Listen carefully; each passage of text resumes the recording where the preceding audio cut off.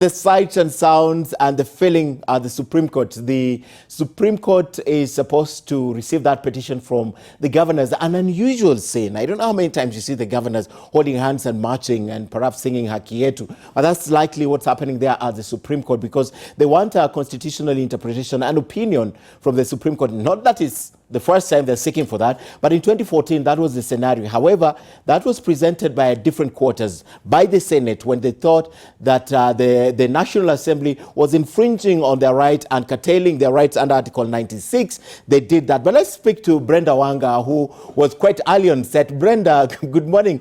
Good to see you amid the chants and the security that is going on at the Supreme Court. But more importantly, Brenda, tell us, what exactly are the governors agitating for? What do they want? Why do they feel they can get it from the Supreme Court?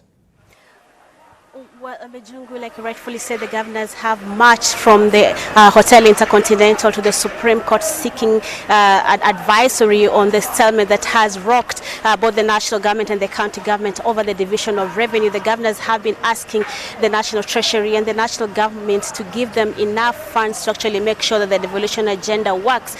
This year, they had been allocated about 310 billion shillings, but they feel that is a little bit too little in the day, actually, and they are demanding a little bit more for them to be able to dispense their duties as stipulated in the Constitution. The National Assembly, on the other side, says that there simply isn't enough money to meet the governor's demands, and that is why today, the governors and a selection of MCAs, senators, have made that walk right across to the Supreme Court. As we speak right now, the governors have been granted access into the grounds. The rest of the people who accompanied them have been locked outside. So we'll be waiting to see what they come out once they're done with the engagement with the Supreme Court. They will come and address us. But at the heart of all this, Ken Mijungu, is simply money matters. Mijungu? Brenda, very interesting, because the fact that they were allocated 310, that's not what they wanted. In fact, it was a compromise. Remember, the Senate had wanted 335. They scaled it down to around 327. The National Assembly initially was 370. They went down to 310. So they expected to be met somewhere. But the most fundamental question here, Brenda, is what does this portend? What does this mean for the counties? Have we gotten to that situation where we have the counties shut down, or the counties are still operating?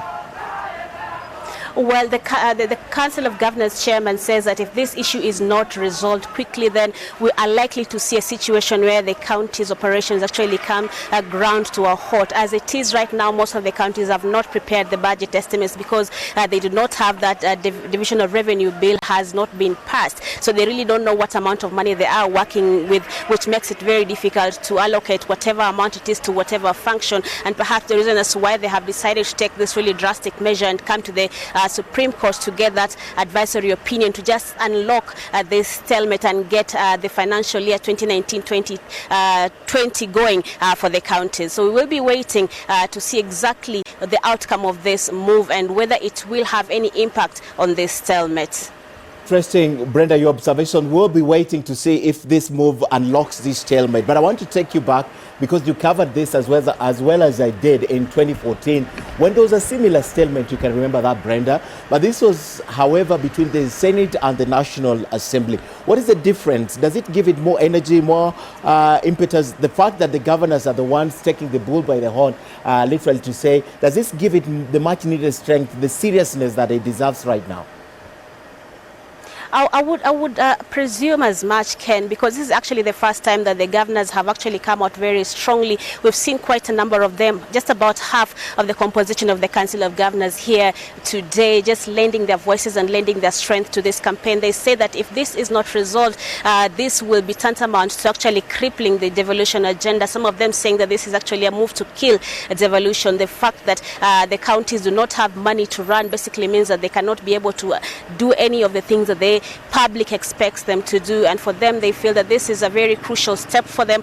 Just being here physically present, their faces, the faces of this campaign, perhaps just giving that added impetus to try and get the public to understand exactly where they're coming from and what they hope to achieve. But like you mentioned, this is a new step in this fight of supremacy, because it has been there, like you mentioned, in the past, but it has been between the National Assembly and the Senate. But now we see the Council of Governors getting involved involved, the MCAs getting involved, the senators are in there as well. And it would appear that this side of the devolution are sort of ganging up, or rather taking a stand against the National Assembly and the National Treasury.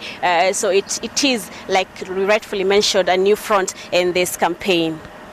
Brenda, before I let you go, just supplementary questions for you. This is a little bit speculative, but now that you mention it, I want to know, because under Article 96, the Senate is supposed to protect the interests of the counties. Under Article 95, obviously, the National Assembly. Under Article 94, it gives them a joint responsibility, and this goes up to Article 10. But let's talk about what you just mentioned, the National Assembly and the Treasury.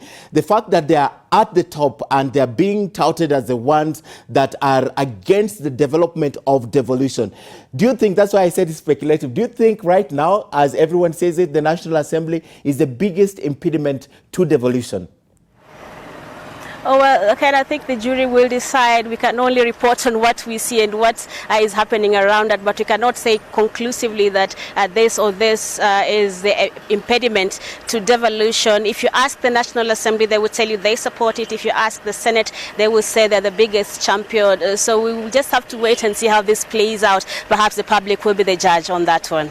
Right, the public will be the judge. In the meantime, Brenda, what happens at the counties? The public, as we wait for the public to be the judge, we wait for that advisory opinion, which, by the way, will just be an opinion. Do we wait for it?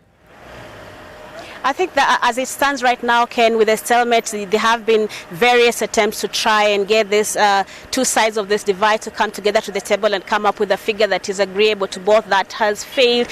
So perhaps the Council of Governors feel that their only recourse remaining right now will be the Supreme Court's advisory. So again, like you say, let's wait and see what they come out with from this move.